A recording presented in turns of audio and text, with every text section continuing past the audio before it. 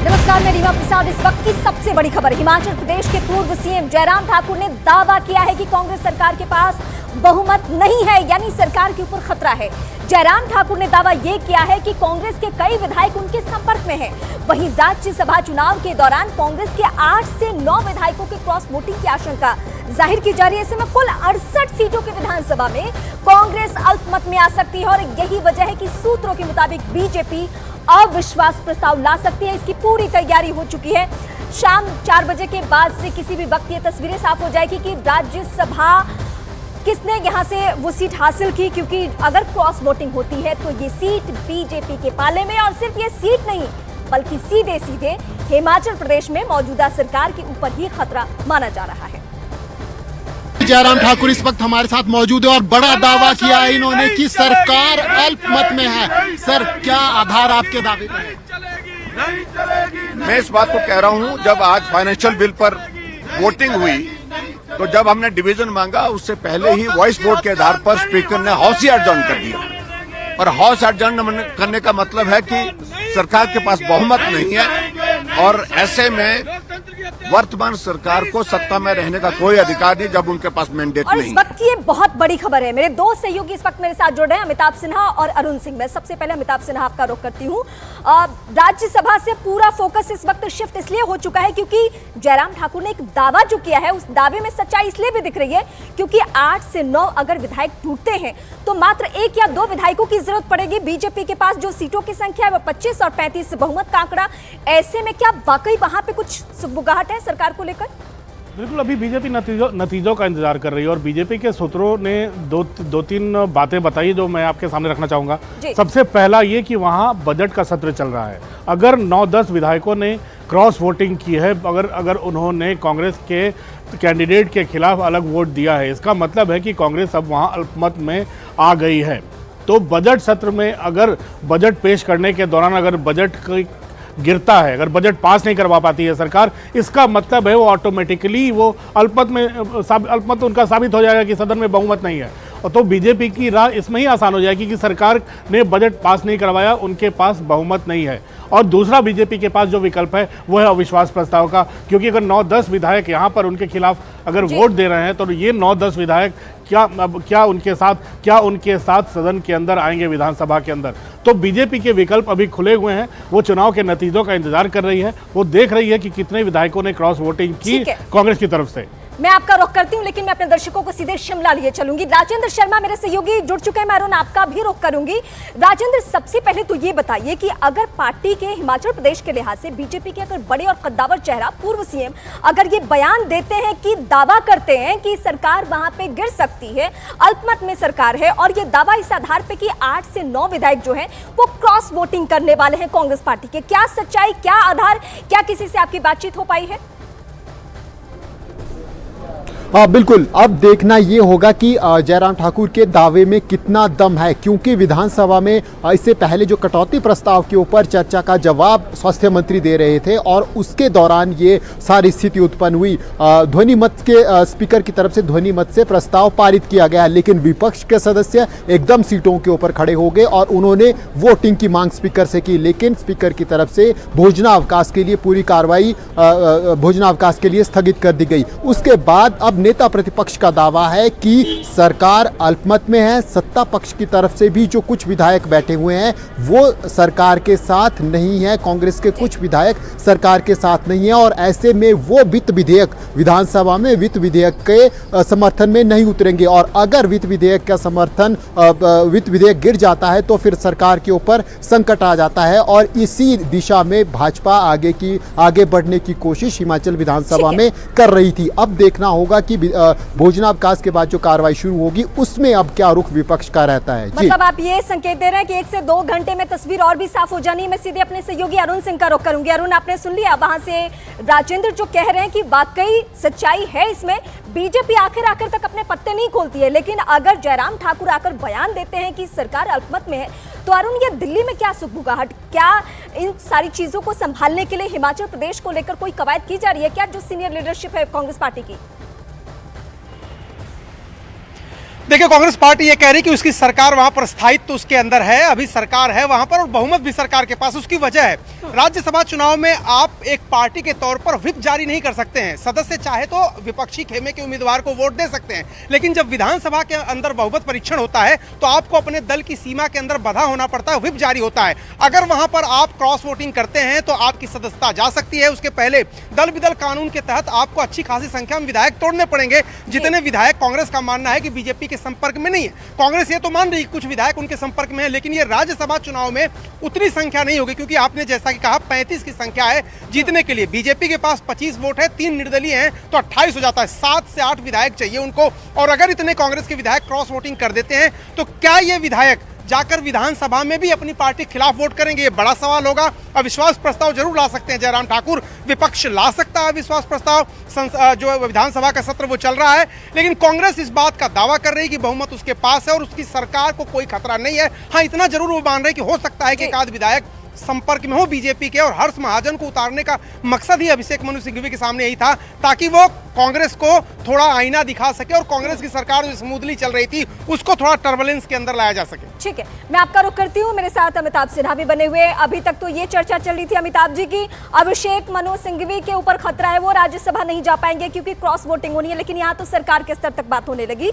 हालांकि अरुण जो बातें बता रहे हैं कि कांग्रेस पार्टी अभी उस स्तर पे परेशान नहीं है, लेकिन मैं फिर एक बयान पे फोकस करना चाहूंगी, क्योंकि जिन जिन राज्यों में हमने सरकार गिरते देखा है वहां पे बीजेपी खुलकर कभी कुछ कहती नहीं है कि हम क्या कह रहे हैं, उनकी स्ट्रैटेजी क्या है, सरकार अल्पमत में है।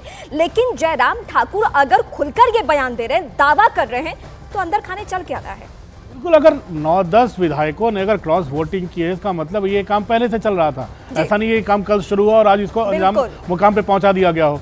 दूसरी बात, बजट का सत्र चल रहा है। अगर बजट सत्र में जो कट मोशन की बात कर रहे थे वहाँ शिमला से हमारे सहयोगी, अगर कट मोशन को वॉइस वोट से पास करवाया गया है तो सरकार फिलहाल तो सरकार राहत की सांस ले सकती है, लेकिन अभी पूरा बजट पारित होना बाकी है। अभी कट मोशन से बचती हुई सरकार आगे निकली है। और तीसरा जो है, अगर 9 से 10 विधायक अगर खुल के वोट कर रहे हैं तो पार्टी इसके पहले कांग्रेस आला कमान उनके खिलाफ कार्रवाई करे।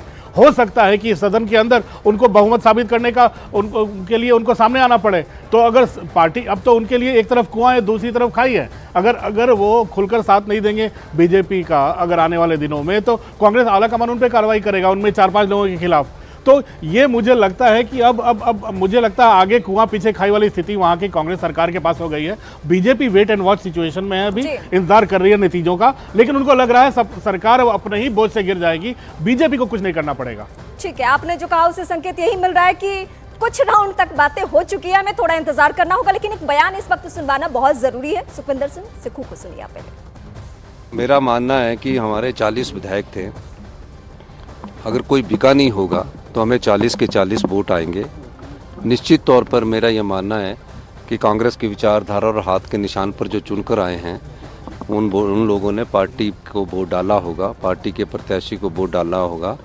तो अभी तक तो हम शाम को काउंटिंग है तभी कुछ बोल सकते हैं, लेकिन मेरा मानना है कि कांग्रेस का अगर कोई विधायक बिका नहीं होगा तो हमारे को 40 के 40 वोट। शिमला का रुख एक बार फिर से मैं करूंगी। राजेंद्र शर्मा मेरे सहयोगी वहां से बने हुए। राजेंद्र, मेरे सहयोगी अरुण सिंह दिल्ली से बता रहे हैं कि अभी उस तरीके से कांग्रेस पार्टी परेशान नहीं है। कुछ बातों का उन्होंने जिक्र भी किया जो कि संवैधानिक लहजे से है भी, लेकिन हम मौजूदा स्थिति में हम देखते भी हैं कि कई बार नियम बदल भी जाते हैं। तो आप जरा नाम लेके अगर बता सकते हैं कि वो कौन कौन से विधायक हैं जो कि बागी बन रहे हैं, जिनके तेवर में कुछ तलखियां भी है और वो पाला बदलने की कोशिश में है। एक आध नाम भी आ सकता है क्या पब्लिकली? अब नाम लेना तो बहुत मुश्किल है, लेकिन ये बात बिल्कुल स्पष्ट है कि अब जो पूरी गेम टिकी हुई है हिमाचल प्रदेश में किसकी सरकार होगी किसकी नहीं, वो इसी के ऊपर होगी कि राज्यसभा में कितने कांग्रेस के विधायकों ने क्रॉस वोट किया है। क्योंकि एक बात इन्होंने बहुत सही कही कि आगे कुआं पीछे खाई वाली स्थिति अब उन विधायकों के पास है, या ना इधर जा सकते हैं स्पष्ट तौर पर ना उधर जा सकते हैं, क्योंकि हिमाचल प्रदेश में 4 साल अभी वर्तमान सरकार का टेन्योर है। और ऐसे में अब खुलकर, क्योंकि राज्यसभा में जो पार्टी के पोलिंग एजेंट है उनको वोट दिखाना होता है। तो ऐसे में जैसे ही रिजल्ट आएगा वैसे ही उन विधायकों के नाम भी उजागर हो जाएंगे जिन्होंने क्रॉस वोट किया है। और बड़ी बात मैं फिर कह रहा हूं कि अब यही देखना होगा कि नेता प्रतिपक्ष जयराम ठाकुर की तरफ से जो दावे किए जा रहे हैं उनमें कितना दम है। जो ये बात कह रहे हैं कि सरकार अल्पमत में है, अभी क्योंकि घंटी बजना शुरू हो गया, भोजनावकाश के बाद की कार्रवाई अब शुरू होने वाली है कुछ देर में, तो ऐसे में अब विपक्ष क्या रुख अंदर अपनाता है? क्या विपक्ष क्रॉस वोटिंग के लिए, क्या विपक्ष वोटिंग के लिए जो आगे आने वाले विधेयक है, वित्त विधेयक है, क्योंकि अभी बड़ी बात यह है कि बजट अभी पास होना है, लेकिन भाजपा जल्दी से जल्दी चाह रही है कि एक जितने सवाल का जल्दी जवाब हो यहाँ पे सके। दे दीजिए। मैं जरा उत्तर प्रदेश का एक हवाला देती हूँ, वहां पे क्या कुछ हुआ। वहां समाजवादी पार्टी के विधायक अगर अपना तेवर बदले तो सबसे पहले उन्होंने ये किया कि जो पार्टी स्तर की एक बैठक थी उस बैठक से उन्होंने किनारा कर लिया और उसके बाद फोन भी उठाना बंद कर दिया। उन्होंने खुलकर बागी तेवर दिखाया।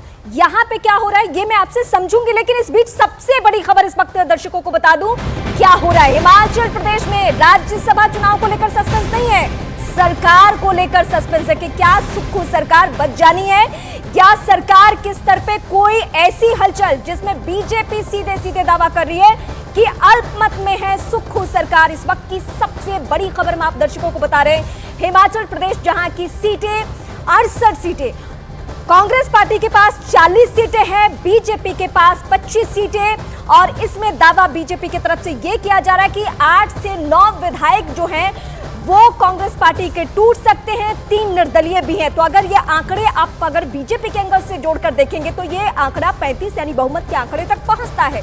लेकिन क्या ये प्लानिंग आज की है या बहुत पहले से इस तरीके की कवायद चल रही थी? राज्यसभा चुनाव के बहाने ही अब जो स्थिति बन गई है वो ये कि सुक्खू सरकार की सेहत पे खतरा है। वहां पे स्थिति ये हो गई है कि अगर 7 से 8 विधायक, 8 से 9 विधायक अगर टूटते हैं, अगर वो पाला बदलते हैं, अगर वो क्रॉस वोटिंग करते हैं तो स्थिति वाकई खराब हो जाने वाली है। और मेरे सहयोगी अमिताभ सिन्हा बहुत महत्वपूर्ण पॉइंट गिना भी रहे थे, वो पॉइंट जरा मैं बता लूं, उसके बाद जयराम ठाकुर की बातें भी। उनका कहना था कि अब उनकी स्थिति ये हो गई है कि आगे कुआं पीछे खाई, अगर वो नहीं भी अगर क्रॉस वोटिंग करते हैं और उसके बाद वो चाहते कि सरकार का हिस्सा रहे तो ये संभव है ही नहीं, क्योंकि कांग्रेस पार्टी भी उन पर एक्शन लेगी। पहले जयराम ठाकुर को सुनिए, दावा क्या किया है। जयराम ठाकुर इस वक्त हमारे साथ मौजूद है और बड़ा दावा किया है इन्होंने कि सरकार अल्पमत में है। सर, क्या आधार आपके दावे का है? मैं इस बात को कह रहा हूं, जब आज फाइनेंशियल बिल पर वोटिंग हुई तो जब हमने डिवीजन मांगा उससे पहले ही वॉइस वोट के आधार पर स्पीकर ने हाउस ही एडजॉर्न कर दिया। और हाउस एडजॉर्न करने का मतलब है कि सरकार के पास बहुमत नहीं है और ऐसे में वर्तमान सरकार को सत्ता में रहने का कोई अधिकार नहीं जब उनके पास मैंडेट नहीं है।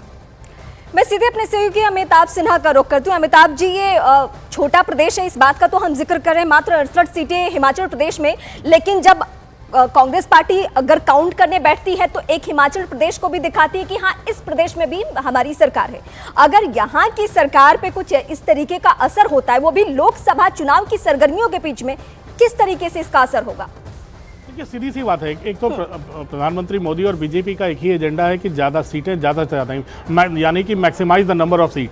जितनी सीटें हैं पिछली बार जीती उससे कितनी ज़्यादा जीत सकते हैं, एक एक सीट पर बीजेपी इस बार मेहनत कर रही है। और जहाँ तक हिमाचल की बात है, अगर हिमाचल में अगर 9-10 विधायक क्रॉस वोटिंग करते हैं और सरकार गिरने के आसार नजर आने लगे हैं, तो ऐसे में पूरे देश में क्या संदेश जाएगा कि कांग्रेस अपनी सरकारें भी संभाल नहीं पा रही है। तो मुझे लगता है कि कांग्रेस के मिस गवर्नेंस को लेकर बीजेपी हाईलाइट करेगी। और दूसरा, एक और राज्य जो कांग्रेस के पास पूर्ण बहुमत के साथ आया था, वो राज्य गिरता देख के ये भी साबित हो जाएगा कि कांग्रेस के लोग अपने राज्यों को ठीक से चला नहीं पा रहे हैं। तो मुझे लगता है कि 2 विकल्प जो बीजेपी सोच रही है कि उन्हें मेहनत नहीं करनी पड़ेगी, हिमाचल में ज़्यादा सरकार अपने ही बोझ से गिर जाएगी, उसमें पहला है जो अपने राजेंद्र ने बताया कि पहला कि बजट सच चल रहा है। मैं आपका रुख करूं इससे पहले बड़ी खबर, बीजेपी के राज्यसभा प्रत्याशी हर्ष महाजन का बड़ा दावा। हर्ष महाजन का दावा क्या है वो हम आपको बताते हैं। कांग्रेस के कई विधायकों ने क्रॉस वोटिंग कर दी है। इस वक्त की सबसे बड़ी खबर जो हम आपको, राज्यसभा के उम्मीदवार हैं हर्ष महाजन, उनके दावे के बारे में बता रहे हैं। उनका कहना है कि कांग्रेस के कई विधायकों ने क्रॉस वोटिंग कर दी है। हमारे साथ हर्ष महाजन है जिन्होंने इस सर्दी में तपिश आज तो बहुत ज्यादा बढ़ा दी है। आपने जो अभी थोड़ी देर पहले बयान दिया, इसके मायने हम क्या समझे कि कुछ विधायकों को आपने ग्रूम किया है, तो ये खेल आपने कर दिया है? नहीं, ऐसे है कि कांग्रेस के विधायक हैं और 45 साल से मैं कांग्रेस में था। पिछली विधानसभा के इलेक्शन से पहले मैं बीजेपी में आ गया और वर्किंग प्रेसिडेंट था उस टाइम कांग्रेस का। तो इनकी कार्यशैली में जो गड़बड़ चल रही थी उसको देख के मैंने बीजेपी में स्विच ओवर कर लिया था। और ये सच बात है कि जो अभी नए विधायक आए हैं बहुत, और पुराने विधायक भी हैं, वो जब मैं कांग्रेस में था तो मेरी उनके साथ उनको ग्रूमिंग करने का मतलब उनको मैंने नीचे से ऊपर तक बिल्ड किया। किन किन को सर? बहुत हैं, सुधीर शर्मा जी थे हमारे, ये संजय अवस्थी थे हमारे साथ, ये सकलानी जी थे नान से, सोलंकी जी, और ऐसे ऐसे बहुत बहुत विधायक हैं।